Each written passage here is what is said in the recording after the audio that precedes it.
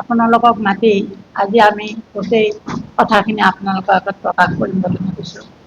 আমি 10টা ward member, আমি বোৰ্ডখনৰ মতে সকলো কাম কৰি আছোঁ আৰু কৰি থাকিম। অকলে কোনো কাম মই অকলে কৰা নাই চেয়াৰমেনে। গতিকে এই বিষয়ে আজি আমি আপোনালোকক কেনেধৰণে কাম কৰিছোঁ আমি আপোনালোকক জনাম।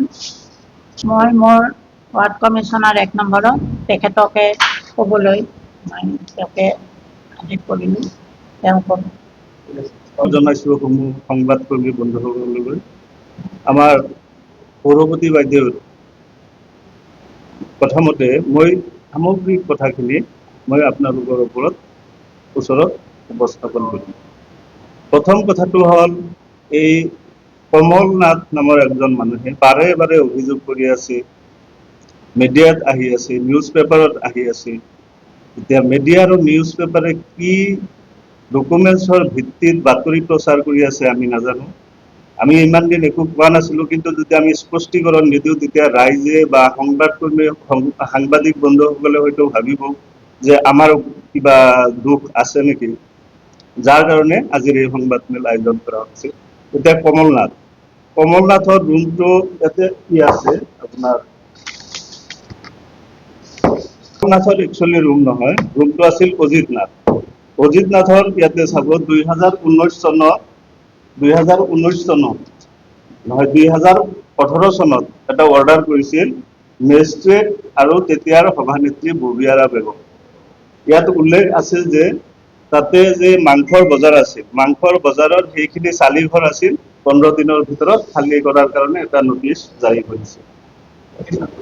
অজিত নাথ আৰু তাৰমানে তাতে যিকেইটা দোকানী আছিল গোটেই কেইজন, বাকী কেইটাত কোনো আপত্তি নাই ইয়াৰে, গতিকে এফেকশ্যন কৰাৰ কাৰণে 15 দিন সময় দিছিল, এই ঘৰটো ভাঙি দিছিল।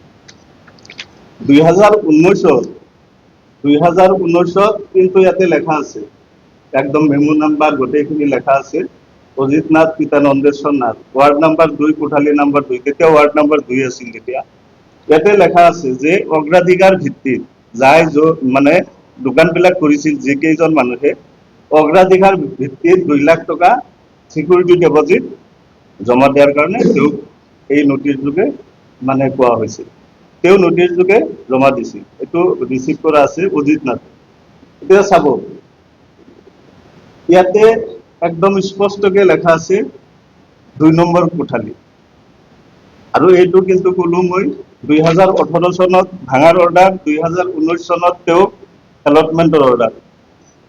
তাৰমানে আমাৰ পিৰিয়ডত নহয়, আমাৰ আগৰ পিৰিয়ডত, যেতিয়া এক্সিকিউটিভ অফিচাৰ কোন আছিল নাজানো, কিন্তু সভাপতি আছিল ববিয়াৰা বেগম। এইখিনি হোৱাৰ পাছত ঠিকে আছে, এলটমেণ্ট 2 নম্বৰ ৰুম হৈ গ'ল। হৈ যোৱাৰ পাছত তেওঁ এইটো যিটো ৰুম হোৱাৰ পাছত এগ্ৰিমেণ্টটো আমাৰ দিনত কৰিছে, এই কমল নাথ, নন্দেশ্বৰ নাথ, এইটো এগ্ৰিমেণ্টত সি চহী কৰিছে, গোটেইখিনি ইয়াত চহী কৰিছে এগ্ৰিমেণ্টত। এগ্ৰিমেণ্টত লেখা আছে কোঠালী নাম্বাৰ 2, গ্ৰাউণ্ড ফ্ল'ৰ নহয়, এইটো নহয়, এইটো এগ্ৰিমেণ্ট কপি। তাৰমানে ৰুম যাই পাই তাৰ পাছত একদম দলিলত এগ্ৰিমেণ্ট কৰি লোৱা। এই এগ্ৰিমেণ্টতো চহী কৰিছে অজিত নাথ। ইয়াতে লেখা আছে কোঠা number new market, ground floor, room number 2, সেইমতে তেওঁক ৰুমটো দিয়া হৈছে। তাৰ পাছত আছে আপোনাৰ এই এগ্ৰিমেণ্টৰ কপি, চেয়াৰমেনৰ চহী, অজিত নাথৰ চহী, গোটেইখিনি চহী কৰি সি বুজি লৈছে। বুজি লোৱাৰ পাছত তেওঁ কি কাৰণে কৈ আছে যে ৰুম পোৱা নাই, তেওঁকতো ৰুম সেইটো লাইনতে দিয়া হৈছে 2 নম্বৰ কোঠালী। 2019 চনতে লেখা আছে, আমাৰ ডকুমেণ্টছ আছে, এইখিনি দেখাই দিম পাছত। অজিত নাথক এলটমেণ্ট দিয়া হৈছে, 2 নম্বৰ ৰুমটো এলটমেণ্ট দিয়া হৈছে।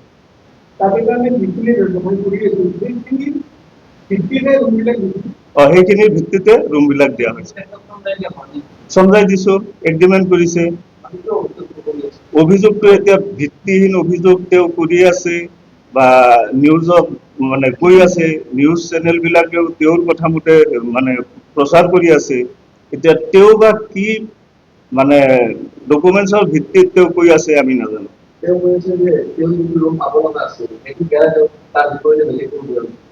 শুনক এটা কথা, এলটমেণ্টটো আমাৰ দিনত হোৱা নাই।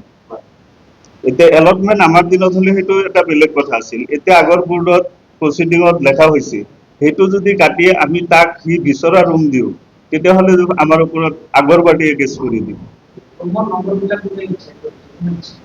ৰুম নাম্বাৰ বিলাক আগৰ পৰাই আছে।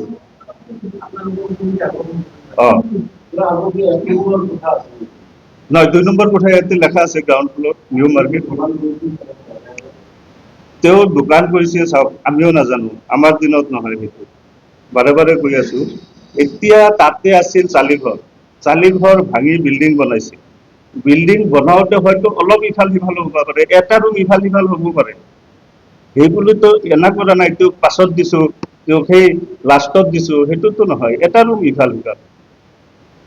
এইটো আমিও দিয়া নাই। আগৰ মানে প্ৰচিডিং বুকত যেনেকে লিপিবদ্ধ আছে, যেনেকে অৰ্ডাৰ বিলাক আছে, সেই অৰ্ডাৰৰ ভিত্তিত তেওঁক দিয়া হৈছে।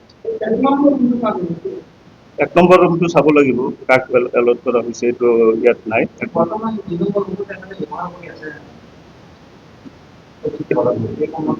নাই নাই, ব্যৱহাৰ করছে না নাই করা নাই জানা নাই, কিন্তু এলটমেন্ট ভাড়া বর্তমানলৈকে ভাড়া দিয়া নাই। আমি নোটিশ করছো, নোটিশ করা হয়েছে। আৰু এটা কথা, ইয়াৰ মাজত আৰু এটা ঘটনা হৈছে। মাজত কৰিছিল কি, সি বেলেগ যিটো ৰুম সি চইচ কৰি লৈছে, চইচ কৰি লোৱা বুলি কোৱা হ'ব, সেই ৰুমটো সি তালা ভাঙি শাটাৰত লক ভাঙি সি খুলিছে। তাৰ পাছত আমি হাউলি আৰক্ষী থানাত গোচৰ এটা দিলো। গোচৰ দিয়াৰ পাছত তাক ধৰি নিলে, ধৰি নিয়াৰ পাছত ক'লাক যে আপুনি কিয় গৈছে, আপোনাৰ কাগজখিনি, সেইটো কাগজ দেখাব নোৱাৰিলে, আমাৰ খিনি দেখালো। লগে লগে কয় যে 5 মিনিটত আপুনি তালা খুলি হাউলি থানাত জমা দিয়ক, আৰু ভৱিষ্যতে এই ৰুম সম্পৰ্কে আপুনি কোনো ধৰণৰ মানে এই পৌৰসভাৰ বিৰুদ্ধে যাই কোনো একো কৰিব নালাগে। আৰু তাৰ মাজতে আৰু এটা কথা আছে, শুনক, আপোনালোকৰ জ্ঞাতাত ৰাইজৰ জ্ঞাতাত জনাও যে এই যে অজিত নাথ, কমল নাথ, যিজনে বাৰে বাৰে প্ৰেছ মিট দি বাতৰি কাকত সাংবাদিক বন্ধুসকলক জনাই আছে, তেওঁৰো এটা ৰুম আছে, তেওঁৰো এটা ৰুম আছে। এটা পৰিয়ালত 2টা ৰুম, তথাপি আমি আপত্তি কৰা নাই। নিয়মত আগত দি গৈছে, আমি একো আপত্তি কৰা নাই। কমল নাথৰ এটা ৰুম আছে, হা, তাতে নহয়, এইটো কাঠবাজাৰ বুলি কয়, কাঠবাজাৰত কমল নাথৰ এটা ৰুম আছে।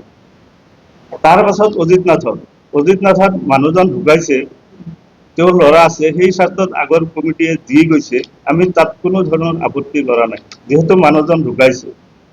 কিন্তু এতিয়া কথাৰ পৰিপ্ৰেক্ষিতত আমি কোৱাৰ কাৰণে বাধ্য যে কমল নাথৰো এটা ৰুম আছে, এইটোতো বাতৰিত নকয়। আৰু যদি আমি এলটমেণ্ট হোৱা ৰুমটো তেওঁক নিদিলো হয়, তেতিয়াহ'লে সেই অভিযোগ কৰিব পাৰে, আমিতো ৰুমটো দিছো, তেওঁ ব্যৱহাৰ কৰিছে কৰা নাই তেওঁৰ কথা। কিন্তু এই যে মিছা অপবাদ, মিছা কথাবিলাক যে প্ৰচাৰ কৰি আছে, তাৰ কাৰণে আজি আপোনালোকক মাতি আনিছো, আপোনালোকৰ জৰিয়তে ৰাইজক জনাম যে এইখিনি আমাৰ তাতে ডকুমেণ্টছ আছে, অজিত নাথৰ ৰুম আছে, সেই ৰুমৰ লগতে আছে, আৰু কমল নাথৰো এটা ৰুম আছে কাঠবাজাৰত, তেওঁলোকৰ এটা পৰিয়ালত 2টা ৰুম আছে। আমি এই যে আমাৰ ওপৰত এটা ভুৱা প্ৰচাৰ চলাইছে, আজি আপোনালোকক মাতি কথাখিনি জনাইছো। ইয়াৰ পাছত আমি এটা মানহানি গোচৰ ৰুজু কৰিছো, ৰেডি কৰিছো। আমি মানহানি গোচৰটো হয়তো আজি নহ'লে কালি দাখিল কৰিম, যিয়ে তাৰমানে পৌৰসভাৰ ওপৰত ভিত্তিহীন অভিযোগ আনিছে, তাৰ ওপৰত আমি এইটো দাখিল কৰিম।